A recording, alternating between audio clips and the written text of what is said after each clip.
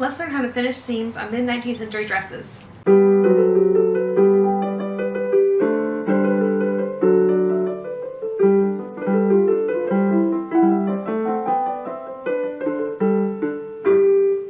Hi everyone, I'm Caitlin. I teach old-fashioned sewing skills, and yes, today we're going to talk about finishing seams on our mid-19th century clothing, particularly women's clothing. If you're a returning viewer, thank you so much for coming back and watching another video. I really appreciate it. If you're new here, welcome. I'm so glad you decided to join us today. Hi, so this is Editing Caitlin, and you don't often see me. However, after reviewing this footage, I realized that my eye looks terrible on screen.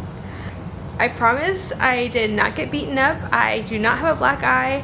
I was actually picking grapes. And apparently I'm not allergic to the grapes. I know I'm not allergic to the grapes. It's the 4th time this year I've picked the grapes. I apparently am allergic to something that the grapes were growing on, or at least this particular clump of grapes that I was picking. Because yes, it looks like I have a black eye. I promise I'm fine. Like, this is even after Benadryl, and I thought I was gonna be fine. I didn't think you could tell on camera, because the little tiny screen that my camera gives me, you couldn't tell. But after reviewing it on my editing program, you can tell.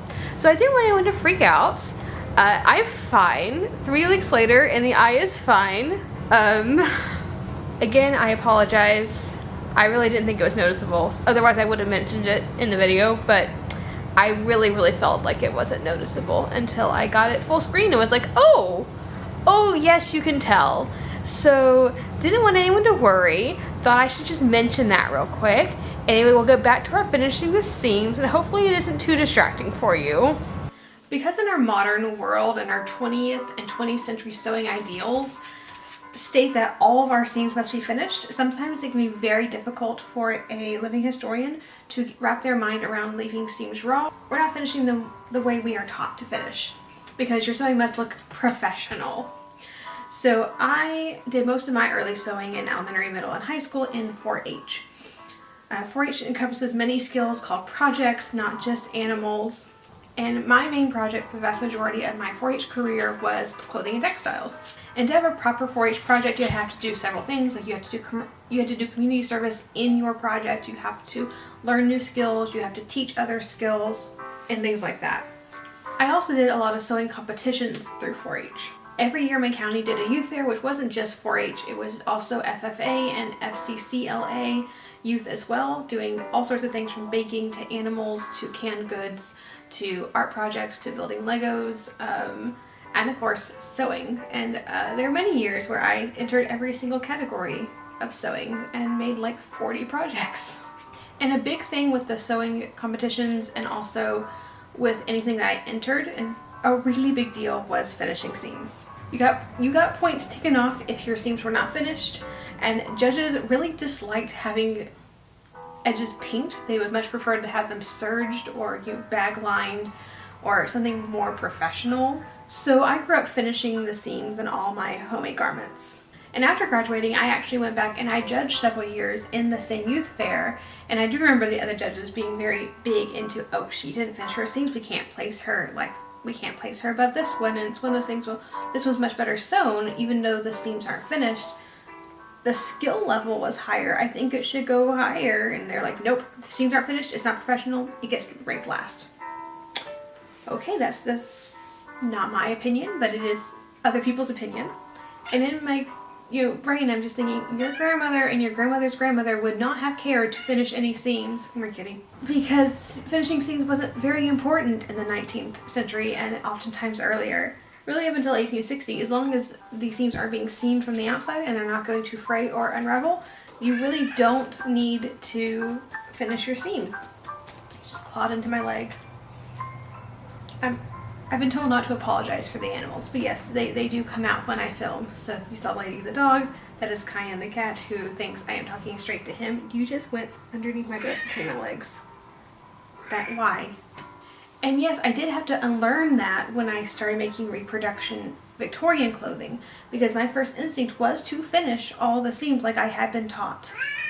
My first 2 dresses were actually bag lined, which is the modern lining. That's where you make the bodice and then the lining separate and you sew them right sides together and turn them right side out.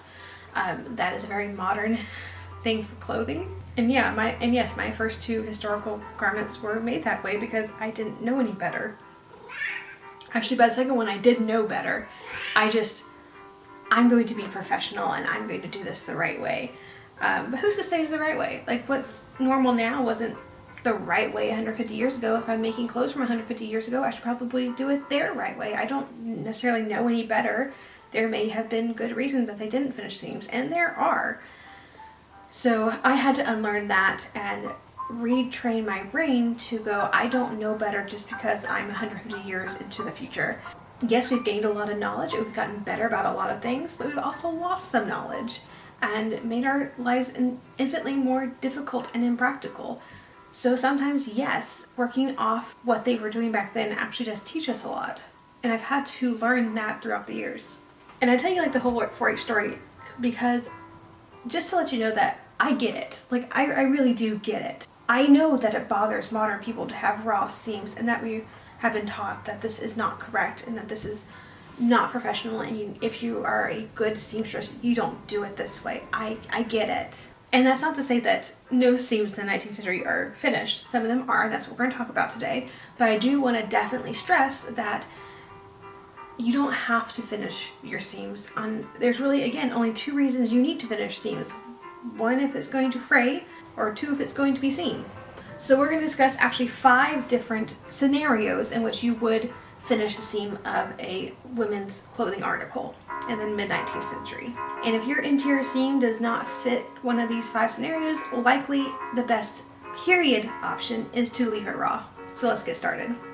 And the first edging that we're going to talk about as far as finishing garments isn't even something we have to do, and it's called using the selvage. So that finished edge on either side of your fabric, so when you have fabric, you cut it long ways, and on either end there's a selvage and it doesn't fray or unravel, right? And any pieces you cut on the selvage are going to not have to be finished because the selvage is finishing in and of itself. So where do people in the 19th century use the selvage or utilize that selvage? Firstly, skirts and petticoats are going to be a great way to use that selvage.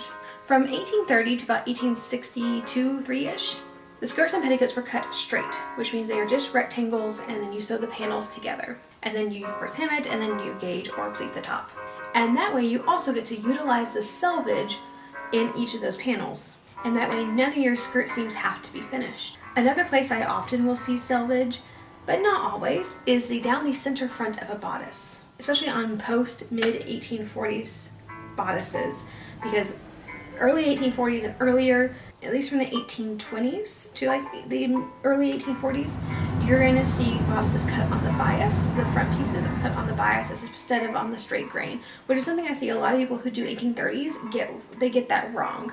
They like to cut their bodices on the straight. But if you're doing 1830s, 99% of the original garments I have handled or seen have been cut on the bias just for that front piece. But again, on like 1840s, 50s, 60s, 70s, and 80s bodices, as evidenced by my collection, you're going to cut that on the straight grain and typically on the selvage. And that way you can turn the selvage in under about 2 inches, but it does leave a nice finished edge even on the inside that's not going to ravel. And those are going to be the 2 most common places that I see the selvage being utilized. But really anytime you have a vertical seam that's long and straight, it's a good idea to cut that on the selvage. Now if you're doing underwear or unlined outerwear, you will need to learn how to fell a seam. This is the method 2 that we're going to talk about of finishing seams. So instead of using the selvage, you can also fell a seam. And this is going to go on anything that's going to be washed very frequently, so like chemises, drawers, night dresses, and petticoats. If you had to cut a panel in half or something and you are not utilizing selvage for whatever reason, the fell seam is going to be your most common on those types of garments. So the advantages to a fell seam is that it lies completely flat against the garment, so there's no irritation if it's against your body. And also because you have to sew the seam twice, it is extra secure. Now if you're hand sewing a garment, we call this a run-in fell seam. And if you're machine sewing, we just generally call it a fell seam. So essentially if you're doing it by hand, you will just run up the seam with a running stitch, as you typically would, just a very small tight running stitch. And then you will iron it to basically go to one way or the other, whether you want the seam to go towards the back or towards the front of your garment. And then when you iron it that way, whichever piece of seam allowance is on the bottom, I'm going to cut that bottom one down to about 1/8 of an inch. And then that top seam allowance, which was not folded, it's left raw, I'm going to fold it over, and that way I have a finished edge. So I'm going to fold it down to hide the raw edge, and then it's stitched down with a hem stitch, or what we today call a whip stitch. So yes, the felt seam does require you to sew the seam twice. If you are using a sewing machine, we stitch the same seam and do the seam allowance just as we described before, but then we're using the machine to sew up the folded top seam allowance. And again, you're sewing the seam twice, but it is very secure seam, and it keeps the seam so close to the garment where it's not going to irritate the wearer. And a lot of unlined outerwear, such as mantles, are going to feature a felt seam as well to hide those raw edges. On busy and dark prints, I personally find that felling seams makes it very hard to distinguish from the right from the wrong side of the garment, because they look very similar, which is what you want in an unlined garment that people are actually going to see underneath potentially. Now our third type is going to be a facing.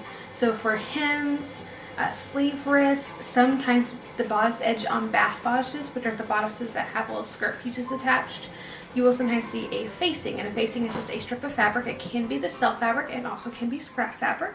And the top of those faces are not always finished. In fact, for skirt hem facings, I find most often they are not finished. I see very few turned under, most of them are left raw. A couple of them I have seen have been finished with, I'm not going to call it pinking shears, but they look like pinking shears, but very large. I'm talking the cut edge is about 1/2 inch from like valley to peak on the little Van Dykes. And so a modern pinking shear is not going to accomplish that whatsoever. So modern pinking shears are not how you finish clothes in the 19th century, just to be clear. But I have seen that type of edging, but on a much larger scale for skirt facings. I do have a whole video on how to face skirts if you're interested, and I will link that above. But the basic version is you put the facing, which is typically for the mid 19th century, so like 1840 to, let's say 1865. Let's say 1840 to 1870. Typically it's going to be anywhere from 4 inches to 8 inches wide. You're going to put it right sides together with the skirt fabric, sew along the edge, flip it the opposite way. Cat has zoomies. And then you'll stitch it in by hand at the top, or at the top of the facing, that is. So on skirt hems, the facing is almost always sewn in by hand because a machine would cause, the machine stitching is very strong, and if you stepped on your skirt or the facing got pulled on it anyway, you would rip your skirt fabric, whereas if you sew it by hand, your stitching will give way first and therefore protect your dress. For basque edges or sleeve wrists, the concept is basically the same. Right sides together, you flip it over, iron it, and then you stitch it on at the top. This type of facing is very common on sleeve shapes such as the straight 1840s sleeve, and sometimes that's belled out to more of a bell or funnel shape sleeve. The pagoda sleeves also typically have facings, and then so do coat sleeves. The fourth way we can finish our seams will be such as if you have a neckline or a waistline, you can pipe or bind those edges, although piping is going to be more common. So I have a whole another video on how to pipe a mid-19th century bodice, and I will again link that above for you. If you're doing late 1860s or later bodices, you will find that the binding at the neckline would be more common as opposed to piping, but earlier, especially pre-1865, we're going to do more piping here. And piping in its essence is cutting a bias strip of fabric that's about 1 inch wide and inserting a very narrow cord, basically around size 5 or 8, of crochet cotton pearl. That's the size of cord that we're going for. Sandwich it in there, sew it up, and then you put that on the edge of like necklines, you put it at the edge of waistbands, you can put it in your arm size, and that is stitched in by a back stitch if you're doing by hand, or of course a regular machine stitch if you're doing by machine. And then you flip it over, turn under that raw edge, similar to how we did with like a felling, and then you again whip that in with a hem stitch, or we call again today whip stitch. Type of treatment, this piping or binding will strengthen the area that is applied, and it looks really nice at the waistline. It's especially a great way to finish those types of seams. I have not done quite enough research to tell exactly when piping disappears from historic use, at least in everyday dresses. I can tell you that none of my 1880s dresses have piping. 1870s dresses are kind of hit or miss, and 1860s dresses, the vast majority of them have piping. I've only come across a small handful, and the literal thousands of dresses I've either seen online, in person, or handled, or own, or friends own, that do not have piping whatsoever. But you do come across them every once in a while. And finally, we get to interior seams that may be in a dress bodice, or otherwise you don't want them to be felled, because you don't want the extra seam on the outside, because when you fell, you have two seams, and one of them will be seen from the outside of the garment. If you don't want that, we can always overcast those edges by hand. And we usually only finish these seams if they're very prone to fraying or raveling. An overcast stitch is very simply put a whip stitch. So you'll take the seam allowance, and typically you do it separate, especially post 1865, where you'll just whip the edges all the way up and then go back down on the other side, just doing the seam allowance, nothing else. By the 1870s, I see that most silks and wools are overcast entirely, and by the 1880s, even nicer cotton dresses are having their interior seams finished with entirely an overcast. Very rarely do I see like dirty working class dresses finished on the inside, unless of course it is prone to fraying. I very rarely find it necessary to do so at all in any of my reproduction dresses, unless of course I'm doing an 1870s or 1880s dress where it would be more typical that that would happen. I've only ever had to finish a seam because it is fraying at an unusual rate once, and it was the lining that was fraying, not necessarily the fashion fabric. But most of the fabrics you are going to work with are not going to be incredibly liable to fray. Most quilting cottons are not going to fray very easily. They may fray a little bit, and a little bit is fine. It doesn't have to be like perfect where it's going to stay. A little bit is fine. Silks, again, depending on the type of silk, might fray a little bit, but as long as it's a little bit, it's fine. Same with wools. If it's not going to fray to where you're going to fray all the way to the seam and then the seam's going to rip out, you really don't need to finish those seams. And those are 5 times you are going to need to finish your seams on your reproduction clothing. I just want to reiterate that there is a reason that bag lining is not mentioned at all. And again, for those unfamiliar with the term, it's the type where you sew both the lining and the fashion fabric separately entirely, and then you stitch them right sides together and turn it right side out. That would be bag lining, and that's what most of our nicer clothes today feature bag lining. I have not found bag lining on any extant early or mid 19th century clothing, especially for women. You do, however, see it sometimes in home decor projects and, of course, bags and reticules, because that's where the term comes from. As far as I can tell, the bag lining as a term does get its name because it was used originally in bags. I have evidence for this because the first time I've seen bag lining mentioned for not a bag, and I don't remember exactly what project it was. I think it was a home decor project of some kind. And the directions literally said, line it as you would a bag. But in clothing, you don't want to do that for mid-19th century clothing because it is so fitted that if you gain or lose any weight, you're going to need to take some out. And that's very hard to do when you flip the inside out. You have to undo the inside out, and you have to fix the seams on both of them separately and then flip it back in. And that can be kind of time consuming. And so it is much easier to fit a garment when it is flat lined. The back bodice and the bodice lining are sandwiched together. They're sewn to the side back, which is also fashion fabric and lining, sandwiched together. And you just have the raw seams on the inside because no one's going to see the seams on the inside, in theory. Some of us are weird and we undress ourselves to show people what undergarments look like, but that is not a typical 19th century problem, and so yes, very few people saw the inside of your dresses, and therefore they don't need to look very nice. I hope this little tutorial was helpful to you as you embark on making reproduction clothing. The general rule of thumb is if you have experience in 20th or 21st century clothing and sewing techniques, just chuck everything you know out the window. Especially all the sewing rules that we're taught are absolutely necessary because Victorians cared very little about the proper way to do things. And as long as it looks good from the outside, we're good. And quite frankly, that is a motto I can live by. If you've enjoyed the video, please like it, subscribe to the channel, click the bell notification so you're notified anytime I upload a new video. And as always, have a fantastic week, and I'll see you back here in the next video.